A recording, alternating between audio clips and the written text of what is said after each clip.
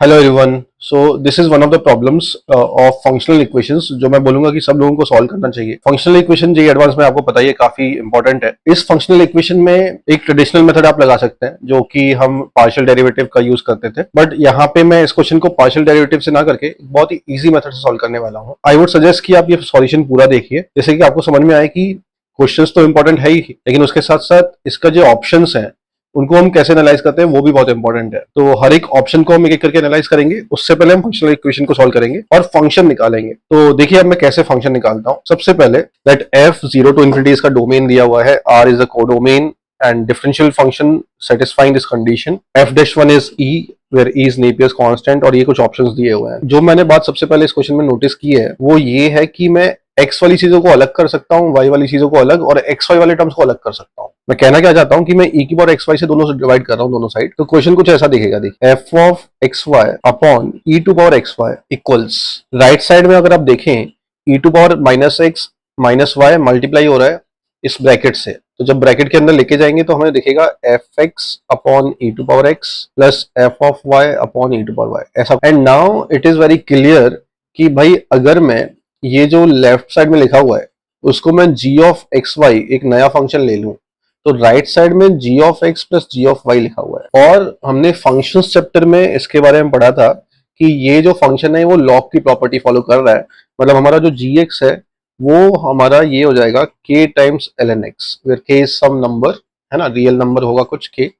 तो जी एक्स क्या हो गया, k एल एन एक्स हो गया। आफ्टर दैट जी एक्स को वापस मैं रिप्लेस कर देता हूँ, जी एक्स क्या है हमारा f x upon E to power x क्या हो गया, के एल एन एक्स हो गया। और यहां से बहुत इजी तरीके से हमारे पास एफ एक्स आ गया, that is K E to power x L N x. ये हमारा फंक्शन आ गया बहुत ही आसान तरीके से, हमने कुछ ज्यादा मेहनत की भी नहीं इसमें, बहुत आसानी तरीके से हमारा एफ एक्स आ गया। नाउ एफ डैश वन का वैल्यू ई दिया है, आपको पता ही चल रहा है क्यों इन्फॉर्मेशन दी है, क्योंकि हमें के निकालना है। तो अगर मैं एफ डैश एक्स निकालता हूं तो हमारे पास क्या आ रहा है, और इसका value X equal to one पे ई दिया हुआ है, तो F dash one which will be K into E into 0 plus one will be equal to E. तो k का वैल्यू क्या आ गया, 1 आ गया हमारे पास। अब भाई k 1 आ गया है तो और क्या चाहिए हमें, फंक्शन ही आ गया हमारे पास। तो एफ एक्स क्या आ गया हमारे पास, e की to power x L N x, ये फंक्शन आ गया। बहुत अच्छी बात है, फंक्शन आ गया। अब क्या चाहिए, ऑप्शन हम देख लेते हैं।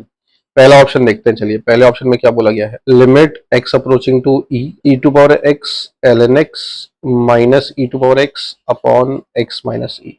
इसका लिमिट निकालना है, आराम से निकाल लेंगे। पहले ई टू पावर एक्स को कॉमन ले लेते हैं, X approaching to E to power x L N X minus one लिखा हुआ है, मैं उसको एल एन ई लिख रहा हूँ अपॉन एक्स माइनस ई। ठीक है, अब दो तरीके हैं, एक्स को अगर हम ई प्लस एच रख दें या फिर डायरेक्टली हम देख लें कि यहाँ पे क्या बन रहा है। तो देखो मैं चलो एक्स को ई प्लस एच रख देता हूँ, आपको समझने में थोड़ा इजी रहेगा। एक्स को ई प्लस एच रख दिया तो limit H tending to zero E to power E plus H L N of L N A minus L N B लगा देता हूँ, तो L N of E plus H by E, और नीचे E plus H minus E आएगा तो वो H हो गया। तो ये बन गया हमारे पास limit H approaching to zero E to power E plus H L N of one plus H by E, और नीचे है एच। स्टैंडर्ड लिमिट बनाने के लिए ई से डिवाइड और ई से मल्टीप्लाई, ये बन गया हमारे पास स्टैंडर्ड लिमिट जिसका वैल्यू वन होता है, तो बचा ई की पावर ई माइनस वन, ये हमारा लिमिट आ जाएगा।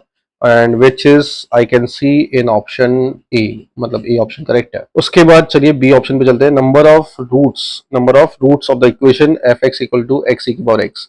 तो बेसिकली हमें ये देखना है कि सेकेंड ऑप्शन में एक्स ई की पावर एक्स एफ एक्स के बराबर कब होगा। एफ एक्स क्या था हमारा, ई की power x L N x. तो ये दो तरीके से इक्वल हो सकता है, या तो ई की पावर एक्स क्या हो जाए, जीरो हो जाए विच इज नॉट पॉसिबल, या l N x equal to x हो जाए which is also not possible. कोई सॉल्यूशन आना ही नहीं चाहिए, तो नंबर ऑफ सॉल्यूशन जीरो होना चाहिए, जबकि इन्होंने टू बोला है, ये गलत हो गया एक्चुअली। तो अब सी ऑप्शन पे चलते हैं। सी ऑप्शन में बोला है वन से लेके ई एफ एक्स का इंटीग्रेशन इस वैल्यू से छोटा होगा। चलिए देखते हैं सी ऑप्शन में क्या है, वन से लेके E F x d x किससे छोटा होगा वो बताना है। वन से लेके ई की power x L N x d x किससे छोटा होगा। तो जनरली ऐसे क्वेश्चंस में हम क्या करते हैं कि सबसे बड़ा फंक्शन ले लेते हैं। अब ई की power x L N x में अगर मैं ई रख दूं सबसे बड़ी वैल्यू, तो ये हो जाएगा ई की power e l n e one होता है, और इंटीग्रेट करते हैं वन को वन से लेके ई तक, तो बेसिकली आ जाएगा हमारे पास E to power E plus one. अब मैंने सबसे बड़ी वैल्यू क्यों ली, पहली बात हम ये प्रूव करेंगे कि ई की power x L N x increasing function है, उसके बाद हम ये इनिक्वलिटी लगा सकते हैं कि इसका वैल्यू इससे तो छोटा ही होगा। ठीक है, क्योंकि अगर फंक्शन इंक्रीजिंग है तो सबसे बड़ी वैल्यू पे जो एरिया आएगा वन से लेके ई में, वो एरिया ऑब्वियसली कर्व के जो नीचे वाला एरिया है उससे क्या होगा, ज्यादा ही होगा। कर्व का नीचे वाला ये वाला एरिया ग्रीन वाला, और हमने जो निकाला एरिया वो व्हाइट वाला है, तो व्हाइट वाला एरिया ऑब्वियसली ज्यादा है ग्रीन वाले एरिया से। लेकिन ये तभी है जब हम इंक्रीजिंग फंक्शन मान के चल रहे हैं। तो हम इसको प्रूव करेंगे। पहले डी ऑप्शन देख लेते हैं। देखिए डी ऑप्शन में यही पूछा गया है कि हमारा जो फंक्शन है वो इंक्रीजिंग है, मैं प्रूव करना है। तो मैं इसको प्रूव करके बता देता हूँ कि हमारा जो फंक्शन है वो इंक्रीजिंग है। पहले मैं सी पॉइंट को मार्क कर देता हूँ कि सी हमारा करेक्ट है। तो डी और सी इंटर रिलेटेड है, अगर हम डी प्रूव कर देते हैं तो सी अपने आप आ जाएगा। इसको प्रूव करना है कि ये इंक्रीजिंग है। तो पहले इसका एफ डैश एक्स निकालते हैं। तो एफ डैश एक्स क्या आएगा हमारे पास, E to power X ln x plus 1/x।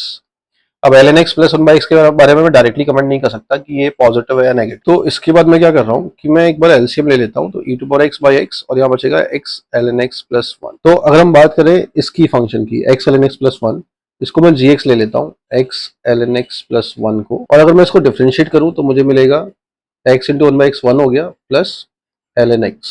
ऐसा तो अगर हम देखें कि g डैश x 0 का हो रहा है, तो g डैश x 0 हो रहा है 1/e पे। 1/e से बड़े वैल्यूज पे ये पॉजिटिव होगा, 1/e से छोटे वैल्यूज पे नेगेटिव होगा। तो अगर x का वैल्यू ग्रेटर देन e है, 1/e है, तो g of x will be greater than g of 1/e। g of x हो गया हमारा x ln x प्लस 1 और g ऑफ 1/e हो जाएगा हमारे पास 1/e। ln 1/e होता है हमारा -1 प्लस 1। तो ये एक पॉजिटिव क्वांटिटी से बड़ा है, मतलब g ऑफ x क्या आ गया, पॉजिटिव आ गया। और g ऑफ x पॉजिटिव आ गया मतलब f डैश x पॉजिटिव आ गया। तो अगर x 1/e से बड़ा है तो हमने ये प्रूव कर दिया कि fx क्या है, f डैश x क्या है, पॉजिटिव है, और fx क्या है, इंक्रीजिंग है।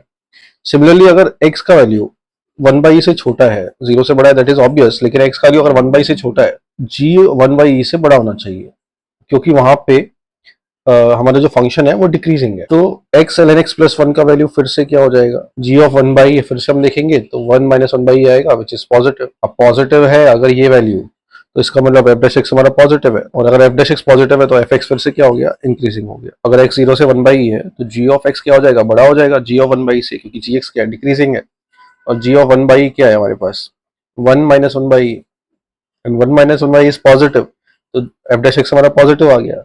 अगर f डैश x पॉजिटिव आ गया तो fx क्या हमारा इंक्रीजिंग फंक्शन है। तो इस तरीके से हमने प्रूव कर दिया कि हमारा fx क्या है, इंक्रीजिंग फंक्शन है, और उससे हमारा ऑप्शन सी भी हो गया। तो इस तरीके से क्वेश्चन था, और ये मेरे हिसाब से काफी इंपॉर्टेंट क्वेश्चन है। इस टाइप के क्वेश्चन आते रहते हैं, और अपने को ये समझना है कि हमने फंक्शन फॉर्म कैसे किया है।